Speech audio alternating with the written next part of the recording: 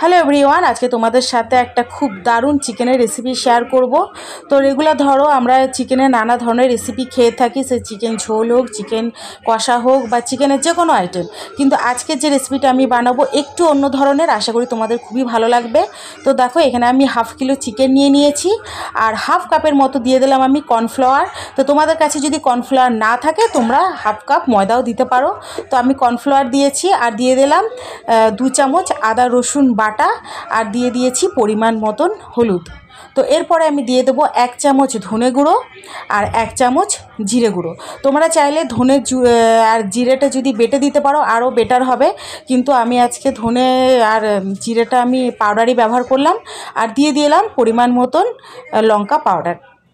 এরপরে আমি দিয়ে দিলাম কিছুটা পরিমাণ মতন গোলমরিচ গুঁড়ো।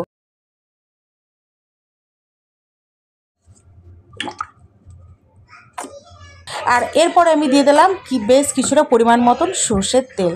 আর যেটা কম্পালসারি সেটা হচ্ছে লেবুর রস কিংবা ভিনিগার, দুটোর মধ্যে একটা যেটা থাকবে সেটা কিন্তু একদম দিতেই হবে। আর এটা দেওয়ার কারণ হচ্ছে চিকেনটা খুব সফট হবে এবং রান্নার পরে একদম নরম হয়ে যাবে। তো এরপর আমি খুব ভালোভাবে ম্যারিনেট করে নিচ্ছি। আর নুনটা আমি এখন ব্যবহার করিনি, ভালো করে ম্যারিনেট করার পর আমি নুনটা দিয়ে আরেকবার ম্যারিনেট করে নেব। তারপর আমি 10 মিনিট চিকেনটাকে ঢাকা দিয়ে রেখে দেবো। তো দেখো এদিকে আমি গ্যাসে ফ্রাই প্যান বসিয়ে দিয়েছি, আর এরপরে আমি দিয়ে দিলাম বেশ কিছুটা সর্ষের তেল। যেহেতু আমি ওটা পকোড়া বানাবো, পকোড়া ভাজার জন্য তেলটা একটু বেশি পরিমাণে লাগবে। তো এখানে আমি সর্ষের তেল ব্যবহার করেছি, তোমরা চাইলে সাদা তেলও ব্যবহার করতে পারো।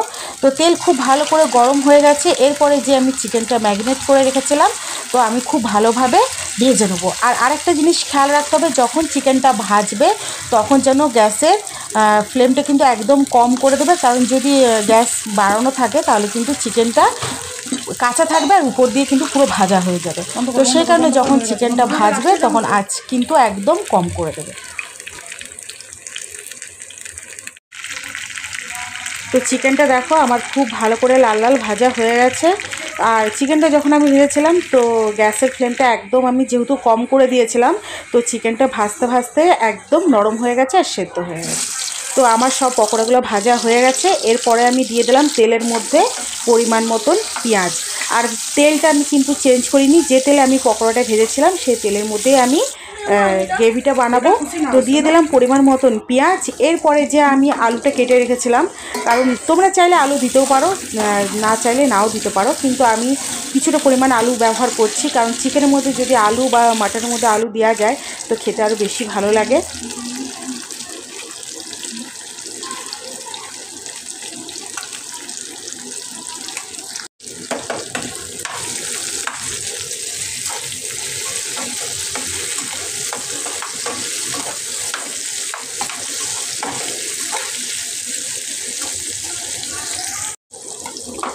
তো দেখো পেঁয়াজ আলু খুব ভালোভাবে লাল লাল করে ভাজা হয়ে গেছে।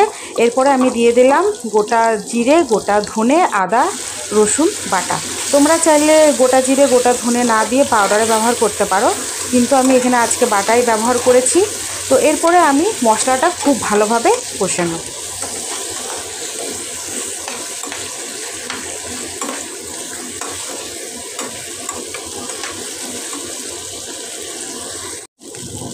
আর চিকেনটা যখন আমি ম্যারিনেট করেছিলাম তখন যে আমি গোলমরিচ গুঁড়োটা ব্যবহার করেছিলাম, সেখান থেকে আমি কিছুটা গোলমরিচ গুঁড়ো রেখে দিয়েছিলাম। তো সেটা এখন আমি মশলার মধ্যে দিয়ে দিলাম।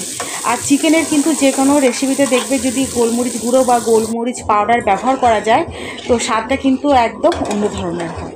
তো আমার মশলাটা খুব ভালোভাবে কষানো হয়ে গেছে। এরপর আমি দিয়ে দিলাম পরিমাণ মতন জল। তো দেখো চিকেন পকোড়া কালারটা খুব সুন্দর এসছে। তো তোমরা চাইলে যখন চিকেনটা ম্যারিনেট করবে তখন কিন্তু অল্প পরিমাণে কাশ্মীরি মির্চ পাউডার দিতে পারো, জাস্ট কালার আসার জন্য, কিন্তু আজকে আমি কোনো রকম কাশ্মীরি মির্চ পাউডার ব্যবহার করিনি। আর এদিকে আমার ঝোল খুব ভালোভাবে ফুটে গেছে আর আলুটাও সেদ্ধ হয়ে গেছে। তো আমি যে চিকেন পকোড়াগুলো করে রেখেছিলাম সেটা আমি ঝোলের মধ্যে দিয়ে দিয়েছি। আর ঝোলটা কিন্তু একদম গেবি গেবি হবে, কারণ বেশি ঝোল রাখলে খেতে ভালো লাগবে না।